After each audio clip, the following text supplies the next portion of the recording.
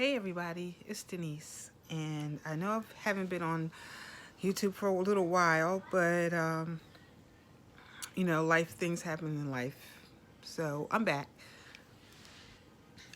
As you can see in the title, it's about fibromyalgia. It's about chronic fatigue syndrome, and I'm hoping that my journey that I'm taking now can help someone else, especially for people that don't know, people don't understand, and I'm one of those people that don't understand. So I'm seeking answers. Let me give you a little background.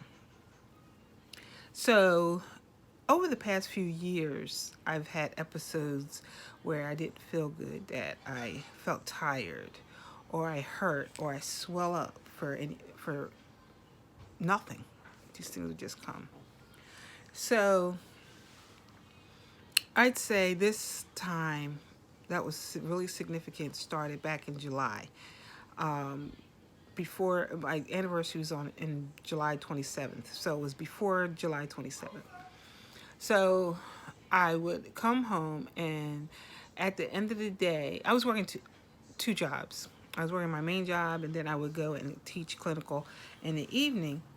And so what would happen is by the time the night was over, I felt like the Tin Woodsman. I hurt and I ached my whole body.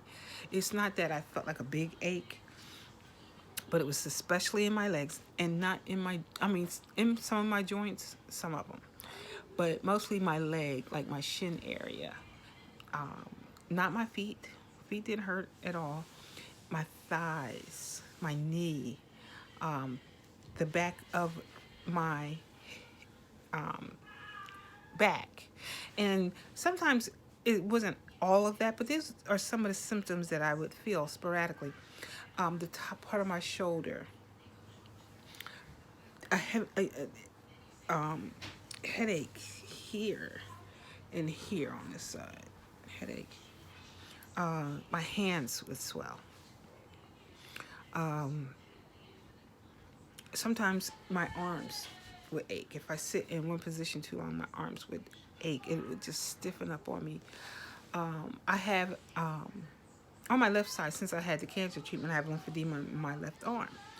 But my left leg would swell for no reason. And I have an area on like near my inner ankle that's it's been swollen forever. And I don't know why, but when these episodes happen, it swells so tight and hurts. Um, the fatigue is astronomical. Um, I have periods where I'm okay, but those periods are so small.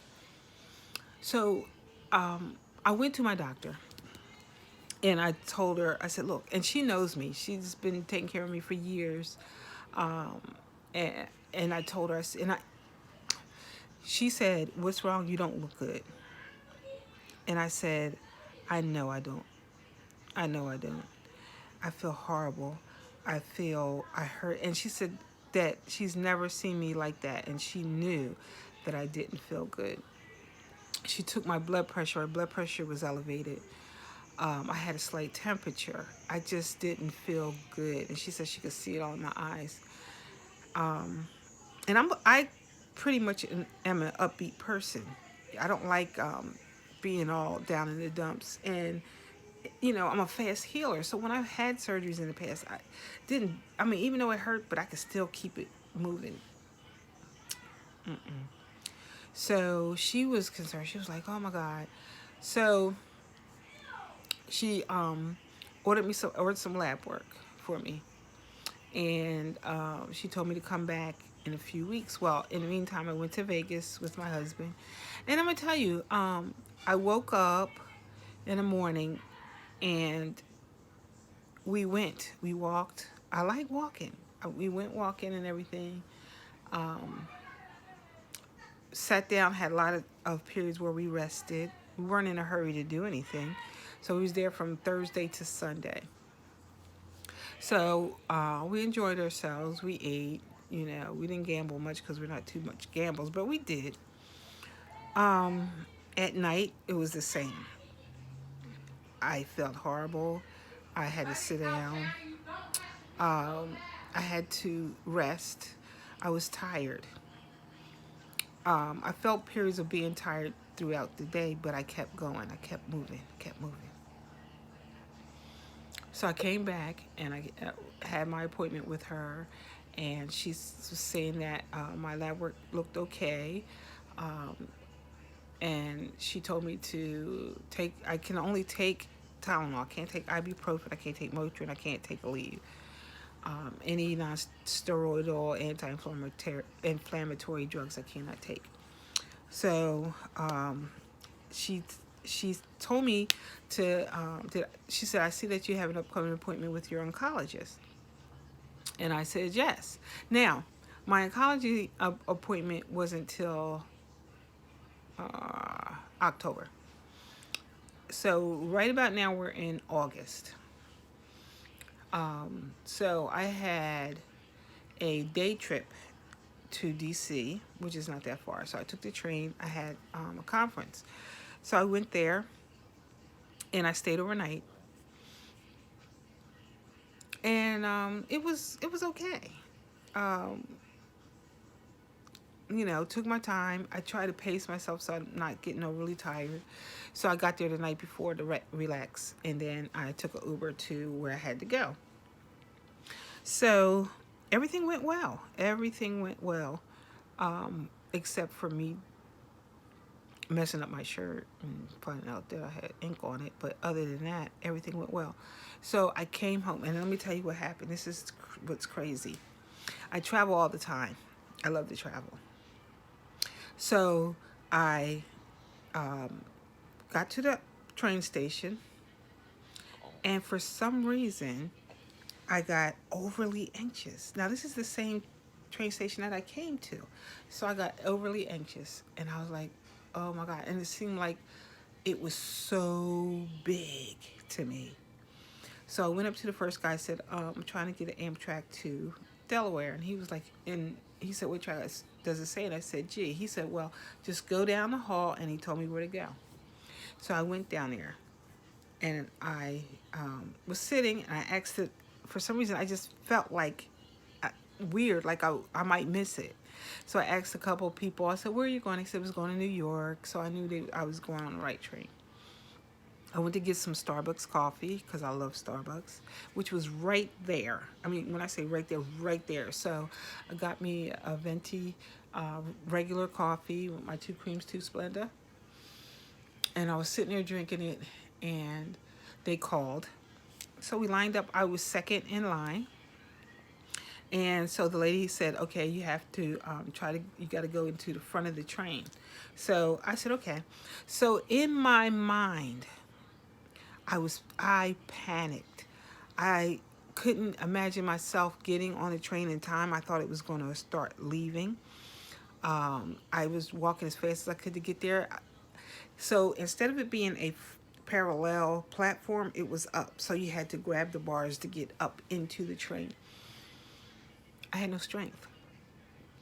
And I was scared. I was so scared that the train would start moving while I'm trying to get up on the train. Now, there's no way this would have happened, but in my mind. So I took all the strength I had, and I pulled myself up, and I sat down in my seat. And I looked at my Apple Watch, and it said that, speaking of Apple Watch, where is my Apple Watch? Oh, I gotta look for that. It said that my heartbeat is 128. And I'm like going, oh my God, oh my God. So I sat there, and my heart, I could feel it beating hard. I was trying to breathe. And so I texted my daughter, FaceTimed her. She told me, she said, Mommy, just breathe slowly. So I started breathing slowly. So she added my other daughter to the conversation, and they calmed me down. And I was like, okay. And so I was okay. So I calmed down. I started breathing. And I knew it was going to take me a while, so I just closed my eyes, try to relax. So I got back to, hold on for a second. Hold on for 1 second. I'm going to holler, but just ignore me. Javon! Where Dewey at? Yes. Is Dewey outside? Yes. Is your mom outside? Yes. Oh, okay. Excuse me. Sorry. Um, so I got back to the train station and I was okay, but I felt tired. I felt really tired. So I went to Mississippi. I was there from Wednesday to Sunday. Like I said, I love traveling. I love to travel. So I caught the plane, and no problems. Got there. I started feeling weird probably on Thursday. I started feeling tired, but I just kept moving. Um, I felt weird in my chest, but I thought it was because it was the smoking casino that the smoke was getting to me. So I was like, oh my God, oh my God, oh my God. So then I just kept it moving. I slept good, went to sleep at a good time, woke up at a good time, had no issues. But like I said, at the end of the day, I was just a little tired. Actually, I had periods during the day, but we sat down and we got up, sat down. So that helped a lot.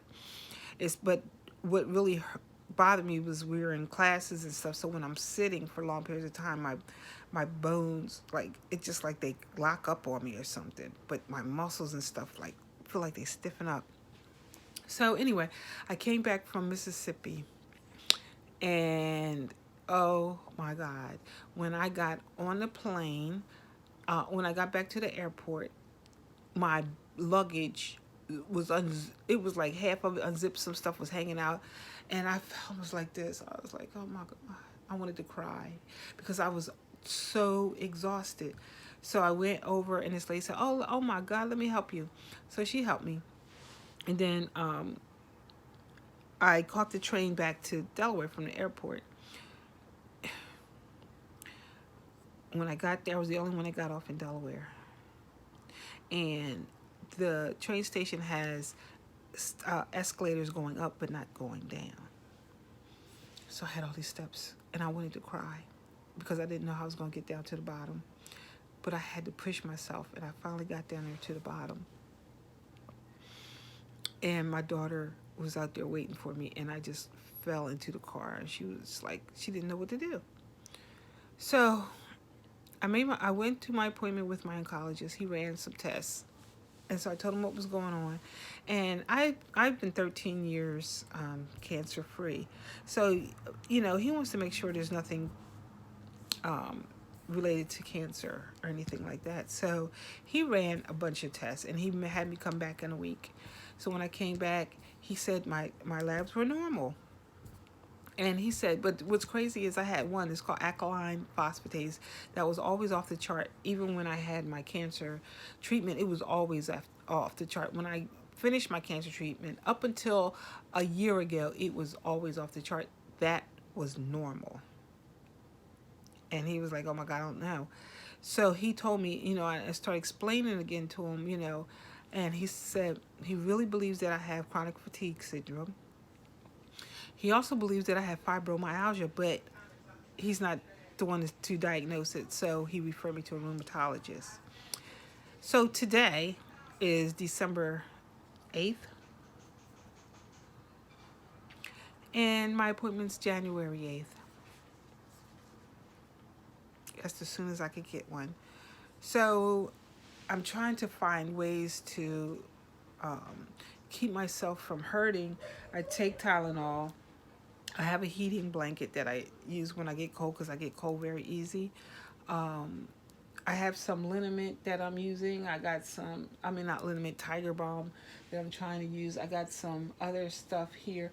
And let me see if I can get it without knocking the stuff over.